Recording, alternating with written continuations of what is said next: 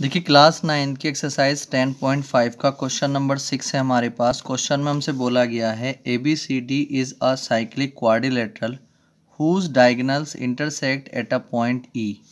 हमारे पास एक क्वाड्रिलेटरल है जिसका नाम है ABCD।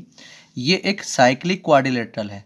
साइक्लिक क्वाड्रिलेटरल उस क्वाड्रिलेटरल को बोला जाता है जिसका हर वर्टेक्स जो है सर्किल के ऊपर होता है। ठीक है, तो अगर हम देखते हैं तो ABCD का हर वर्टेक्स जो है सर्किल के ऊपर है, इसलिए ABCD एक साइक्लिक क्वाड्रिलेटरल है। ठीक है, आगे हमसे बोला गया है whose diagonals intersect at a point E। इस क्वाड्रिलेटरल के दोनों जो डायगोनल्स हैं वो E पॉइंट पर इंटरसेक्ट करते हैं। तो अगर हम इसके डायगोनल को बना लेते हैं तो एक डायगोनल इसका ये है और एक डायगोनल इसका ये है। ये दोनों के दोनों जो डायगोनल हैं ये कहाँ पर इंटरसेक्ट कर रहे हैं? E पॉइंट पर इंटरसेक्ट कर रहे हैं। आगे हमसे बोला गया है if angle DBC is equal to 70 degree. जो एंगल DBC है, DBC यानी कि ये वाला जो एंगल है ये कितना है? 70 डिग्री। BAC 30 डिग्री, BAC यानी कि ये एंगल कितना है? 30 डिग्री है।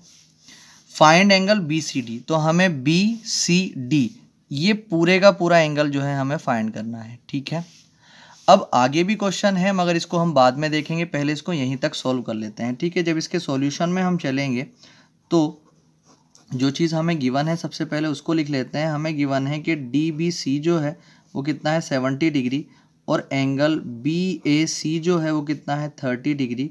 हमें जो है निकालना है BCD। ठीक, अब देखिए सबसे पहले हम क्या करेंगे, सबसे पहले हम एक चीज़ ये समझेंगे इसकी कि अगर कभी भी किसी भी सर्किल में कोई कोड खींची जाती है तो वो कोड जो है उस सर्किल को दो सेगमेंट्स में डिवाइड कर देती है, एक ये बड़ा सेगमेंट और एक ये छोटा सेगमेंट। तो अगर किसी सर्किल में किसी कोड से जो दो सेगमेंट्स बने हैं तो उस कोड से किसी एक सेगमेंट में सर्किल के ऊपर जितने भी एंगल्स बनते हैं वो दोनों के दोनों इक्वल होते हैं। तो इस कोड से इस बड़े सेगमेंट के अंदर दो एंगल बने हैं, एक तो ये वाला एंगल और एक ये वाला एंगल। ये दोनों के दोनों एंगल्स जो होंगे वो क्या होंगे? इक्वल होंगे।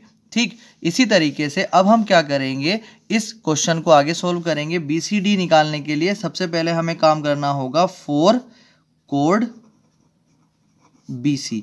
हमें BC कोड के लिए काम करना होगा। अब देखिए अगर आप ABCD जो साइक्लिक क्वाड्रिलेटरल है उसकी हर साइड जो है एक कोड की तरह व्यवहार करेगी। ठीक है, तो अगर हम बात करते हैं BC की तो BC भी एक कोड है और जब BC एक कोड है तो BC ने इस सर्किल को दो सेगमेंट में डिवाइड करा है, एक तो छोटा वाला सेगमेंट और एक बड़ा वाला सेगमेंट। तो बड़े वाले सेगमेंट में BC से जो है दो एंगल्स बने हैं, एक तो सर्किल के ऊपर दो एंगल्स बने हैं, एक तो BAC और एक BDC। अगर आप इसको ऐसे देखेंगे तो आपको बिल्कुल इस तरीके से क्लियर हो जाएगा। इस BC पर जो है ये वाला एंगल और इस BC से जो है ये वाला एंगल, ये एंगल A और एंगल BDC, ये दोनों के दोनों जो ये होंगे ये क्या होंगे? इक्वल होंगे, क्योंकि ये एक ही सेगमेंट में बने हुए एक ही कोड से एंगल हैं। ठीक है, तो अगर हम यहाँ पर लिखना चाहें कि ये जो एंगल हो जाएगा ये कितना हो जाएगा? ये भी इसके इक्वल हो जाएगा, तो ये कितना आ जाएगा हमारे पास? 30 डिग्री। ठीक, तो एंगल BDC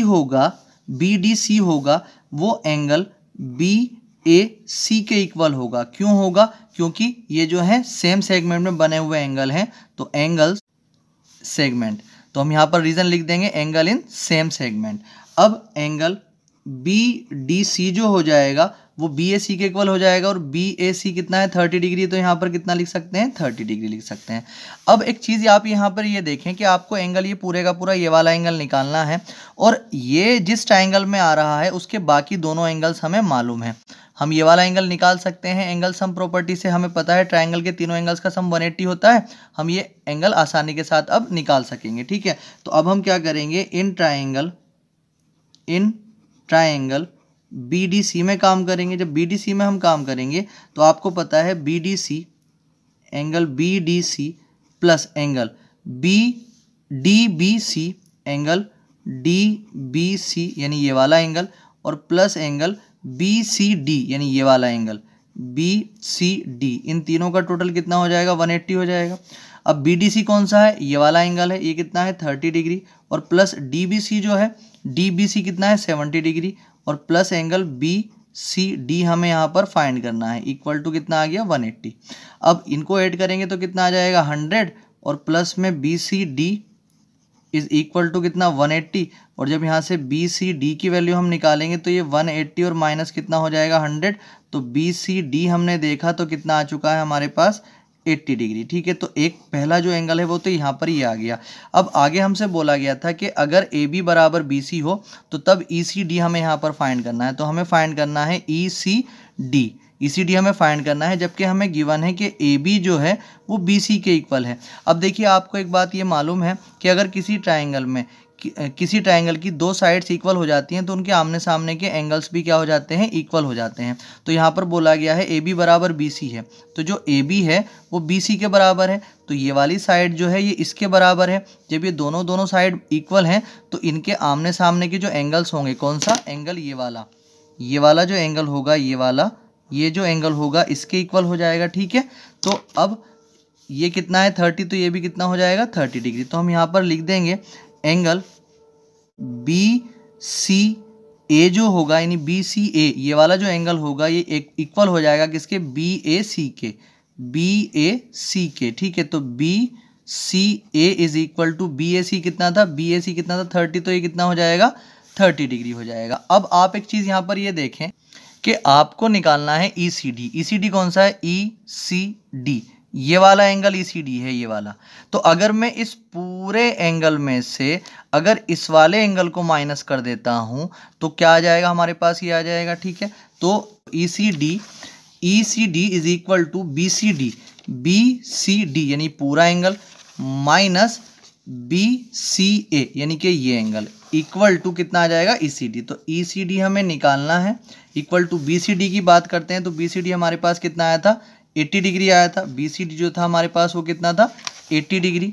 ठीक है, और माइनस जो हमारे पास बी सी ए आया था वो कितना आया था 30 डिग्री। ठीक है, तो यहाँ पर कितना आ जाएगा 30, 80 में से 30 गया तो कितना बचता है 50 डिग्री। तो एंगल ई सी डी हमारे पास आ चुका है 50 डिग्री, ये इसका आंसर।